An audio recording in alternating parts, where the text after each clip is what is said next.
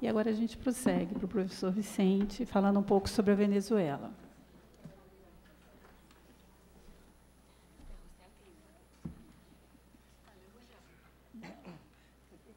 Muy bien, buenas tardes.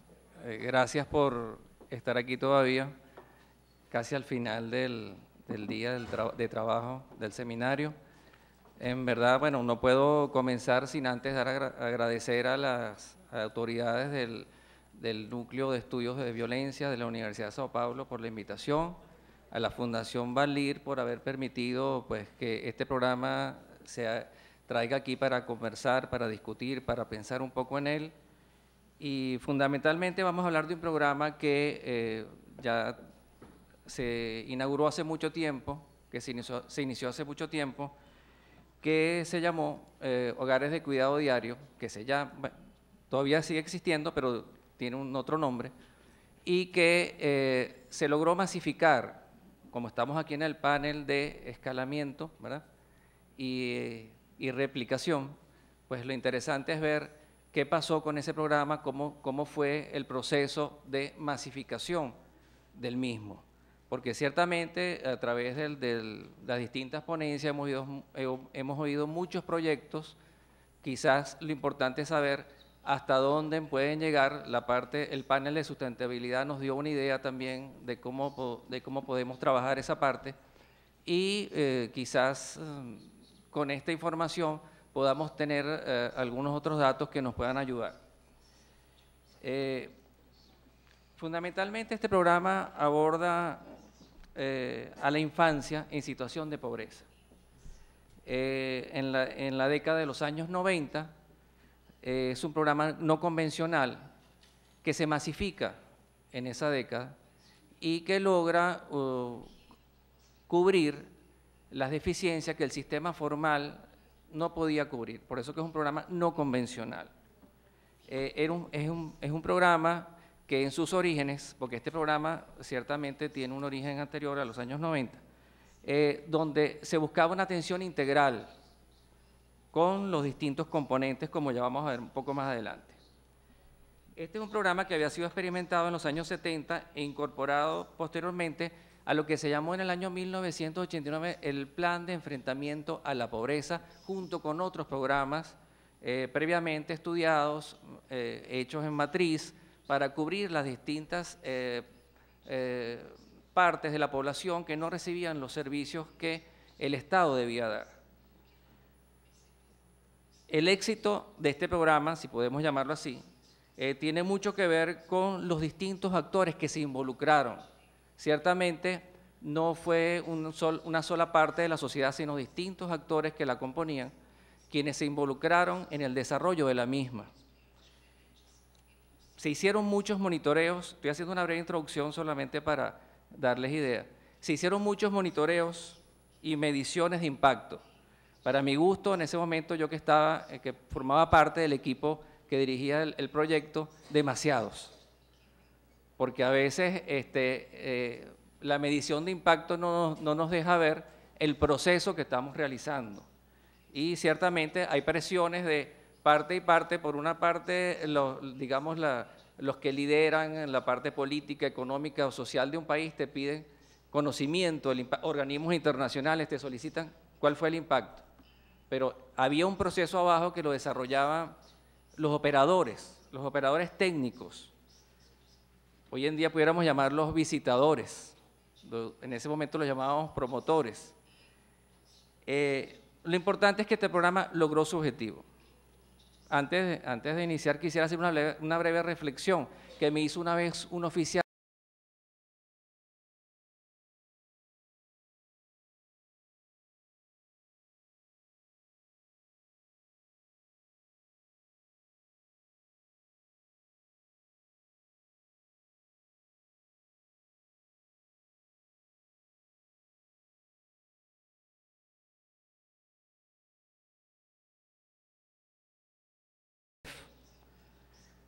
Visitando el programa en su momento y ante la angustia que se sentía por la presión de los líderes que ya mencioné y los que operaban, los que trabajaban en la parte de abajo del programa, ¿no?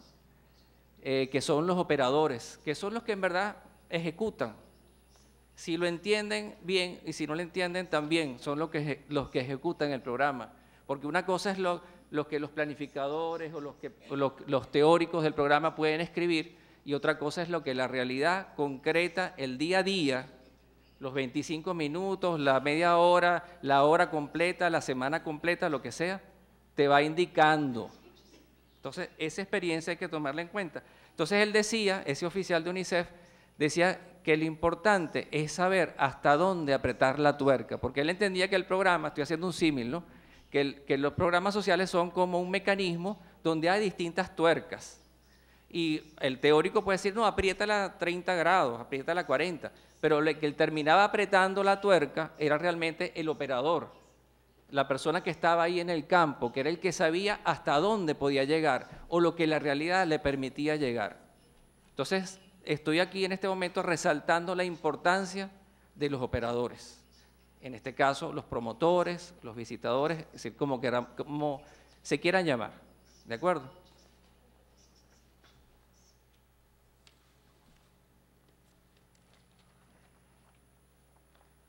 Este programa surgió originalmente en los años 70 y desarrollado de forma experimental. Básicamente era de atención integral. Era un programa así denominado de atención integral, donde se le daba cuidado al niño mientras la madre no estuviera presente por razones de trabajo o por razones de que estaba buscando trabajo o lo que fuera. Se le daba nutrición, es decir, el equivalente en calorías y proteínas que el niño necesitara. Salud, es decir, el cuidado, el control, el diagrama de crecimiento, talla, peso, etc. Desarrollo cognitivo, podríamos llamarlo, es decir, la parte educativa.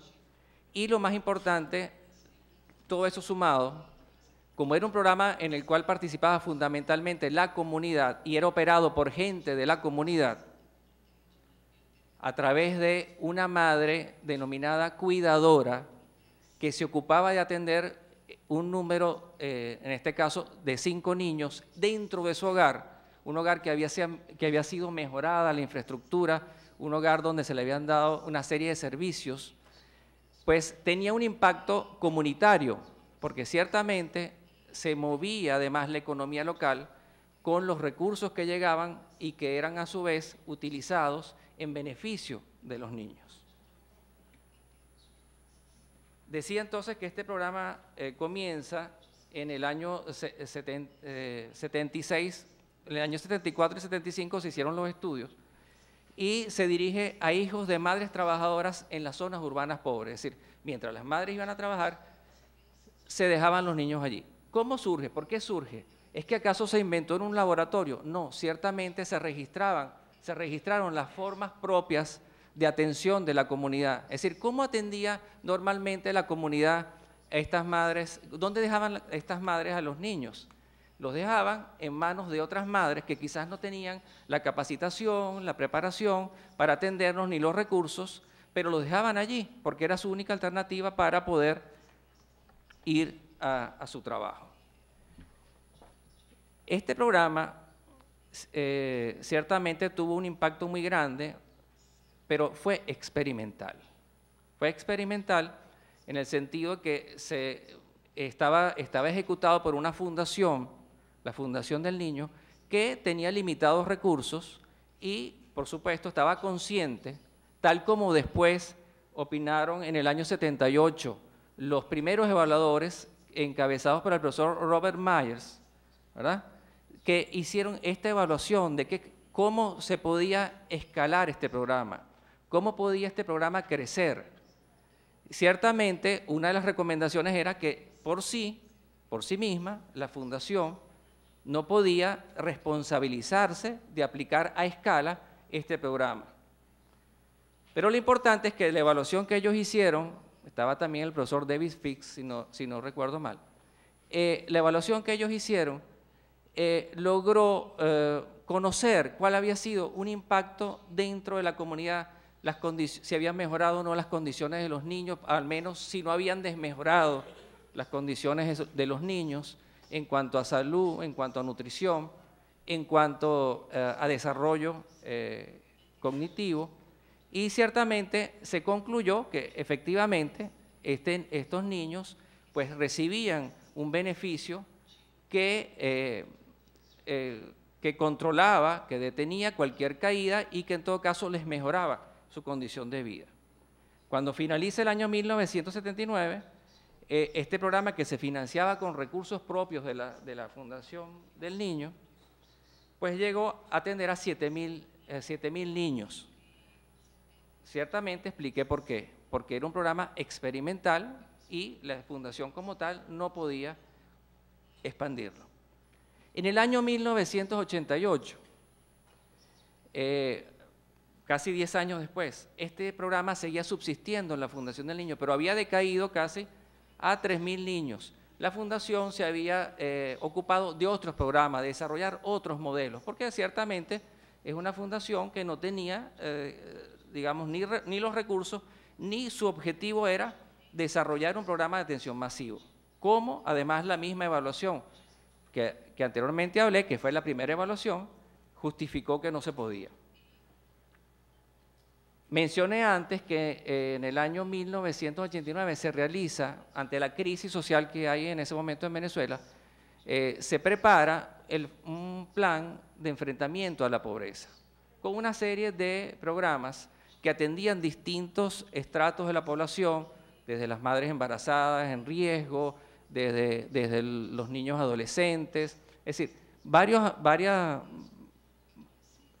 sectores de la población, de manera tal que cada programa cubriera esas necesidades. Y se piensa que este programa, que hasta ese momento había sido experimental, que era el programa de hogares de cuidado diario, podía en un momento determinado cubrir de forma no convencional las necesidades de los niños más pobres, de la población más pobre, de las zonas urbanas más pobres, en el sentido que podía hacerse a través de una rápida intervención. No había que esperar en construir preescolares, no había que construcciones, digamos, que llevaban una serie de necesidades que debía haberlas, pero no las había.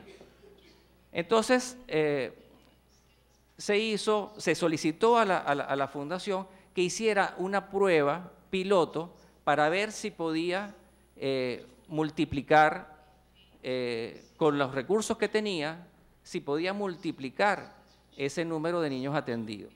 Ciertamente esa prueba piloto permitió demostrar que se podía doblar el número de niños atendidos en menos de 3 meses. Es decir, porque era un programa de fácil intervención. Usted llegaba a la comunidad, a la más pobre que había allí una serie de líderes, había una serie de personas que acompañaban este proceso junto con los promotores, y entonces allí se hacía un estudio de factibilidad. Ese estudio de factibilidad permitía detectar los niños que estaban, digamos, en situación más grave, tanto nutricional, educativa, lo que queramos analizar, y detectarlos y buscar un hogar con una infraestructura mínima y una madre preparada. Si no estaba preparada, ciertamente, como era posible que sucediera, se le daba todo un proceso de capacitación que permitía que, acompañada por todo el equipo de promoción, pudiera formar este hogar de cuidado diario, atender a estos niños y mejorar sus condiciones. No recuerdo si dije las edades, pero en todo caso abarcaba de 3 meses a 6 años de edad. ¿De acuerdo? En cada hogar podía haber niños de distintas edades compartiendo entre ellos. Una vez que se demuestra que este programa es factible, puede aplicarse, ciertamente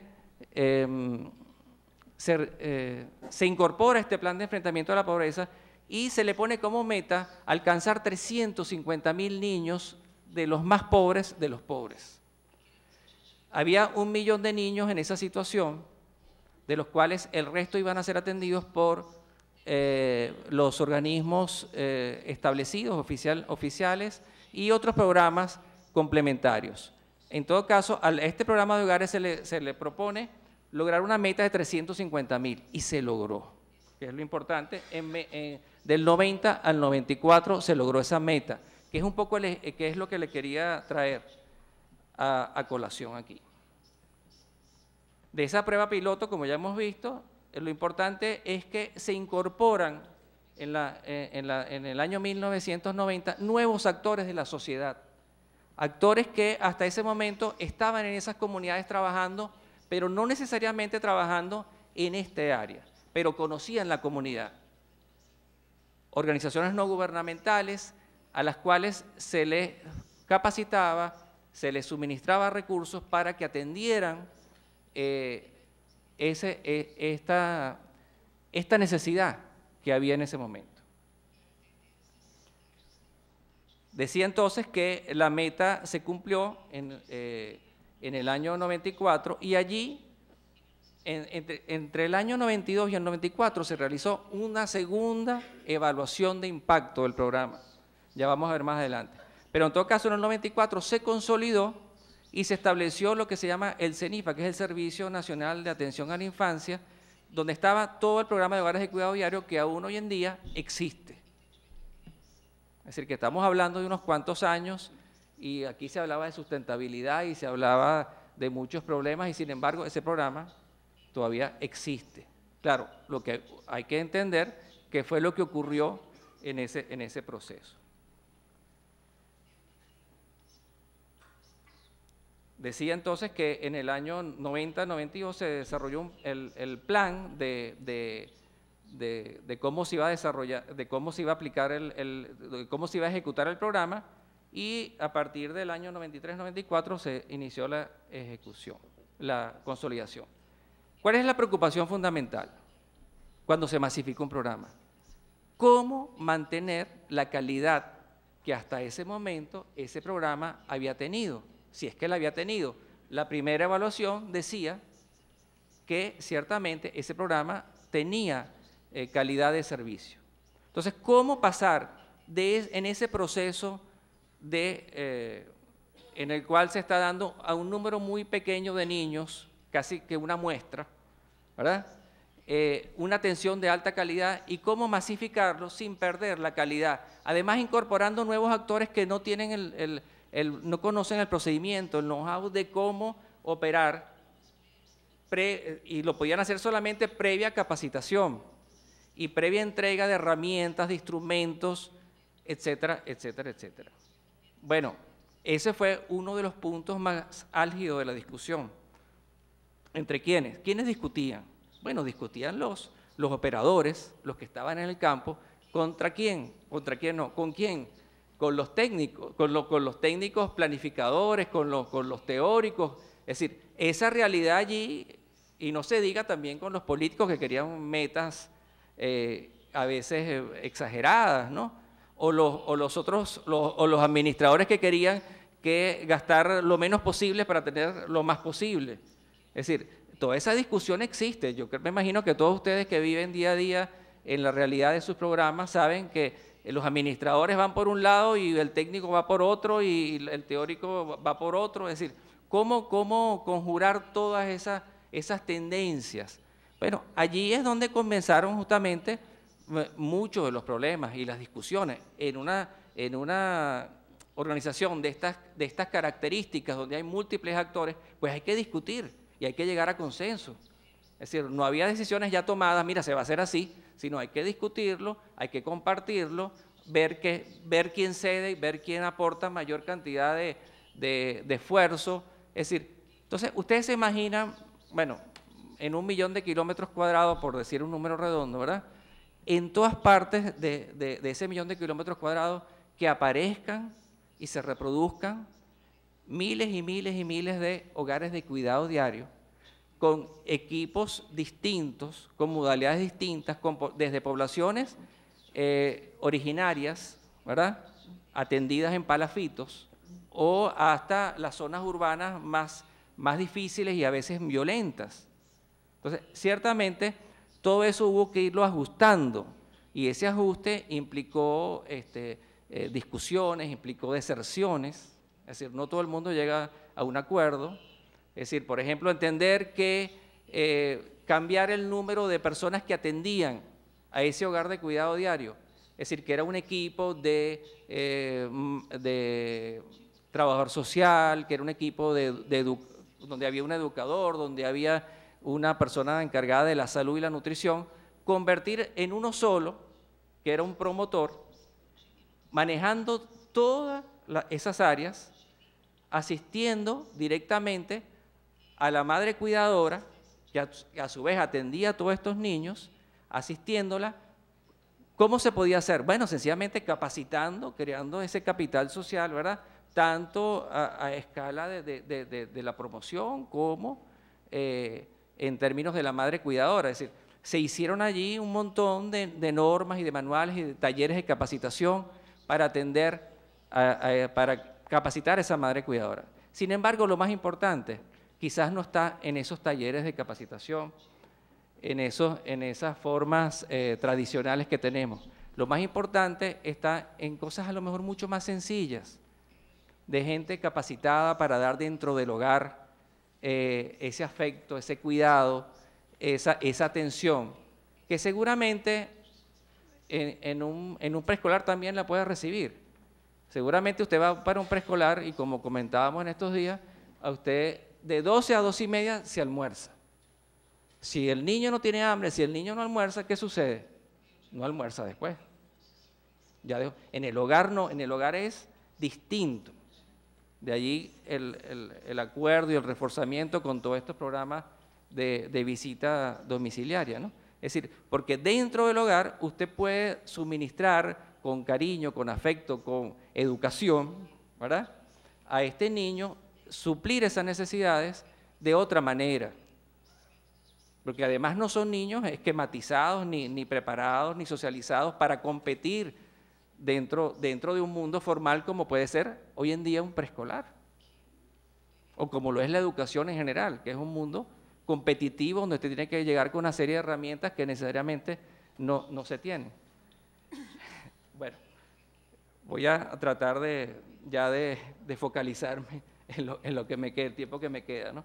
Efectivamente, uno de los cambios más importantes es que se focalizó a la población más pobre. Se elaboró un mapa de la pobreza donde en cada región del país se identificaron las zonas más pobres y se hacía toda una intervención directamente complementaria a esa intervención. Es decir, la intervención no puede ser aislada, tenía que ser una intervención focalizada, ¿no?, y convergente, en la cual todos los organismos participaban. Pero no solo convergente, sino también subsidiaria, es decir, no dar lo que no necesitaban. Y eso es importante. Si yo como comunidad, como hogar, me puedo dar lo que yo necesito, ¿por qué yo te lo tengo que dar si yo soy capaz de dármelo? Entonces, ese es otro aspecto importante. Decía entonces que se cambiaron las zonas donde se atendían los niños, que se volvieron las más pobres, y se aumentó el número de niños en un modelo que se llamó Hogar de Cuidado Diario Exonerado, donde los niños se pasaron de 5 a 8 dentro del hogar, y se creó una especie de hogar mucho más grande, con mayor número de madres, donde se atendían a 30 niños. Bueno, aquí tenemos una serie de las debilidades y las fortalezas que se presentaron en el programa. Ciertamente, en algunos casos hubo dispersión de esfuerzos, los procesos administrativos eran muy lentos, porque por lo general los administradores no entienden que esos procesos hay que irlos acelerando, que no es lo mismo un programa no convencional que un programa tradicional, la rendición. Bueno, voy a adelantar porque creo que ya queda poco. En todo caso, se hicieron varias evaluaciones con evaluadores externos, que eso es lo importante es que no te evalúes tú mismo, sino en este caso una universidad evaluó este proceso a través del Ministerio de la Familia, y ciertamente hubo áreas en las cuales no se notaron mejorías, así como otras en las cuales el impacto fue mucho mayor. En el año 95 se realizó, ya una vez que se institucionaliza el programa con una institución del Estado, como es el caso del CENIFA, también se realizó otra evaluación y el programa mejoró en algunos indicadores. ¿Qué facilitó todo esto? Bueno, primero que hubo un consenso. ¿Qué facilitó esa masificación? Primero que hubo un consenso para invertir en la población que lo necesitaba.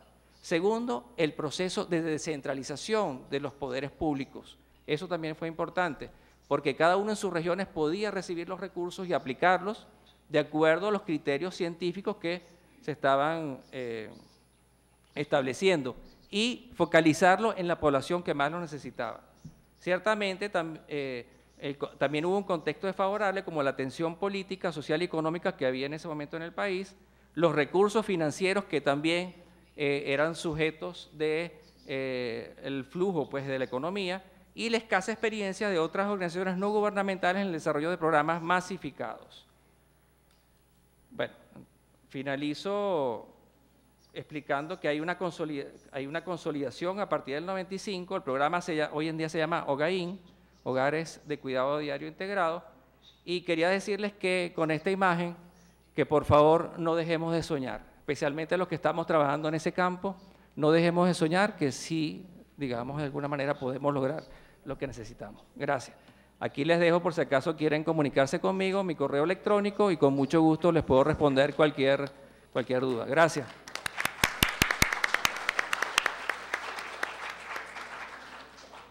Bom, queria pedir desculpa ao professor Vicente, porque eu esqueci de ler os créditos dele. A gente estava conversando aqui para acelerar por conta do tempo. Bom, mas eu vou ler agora.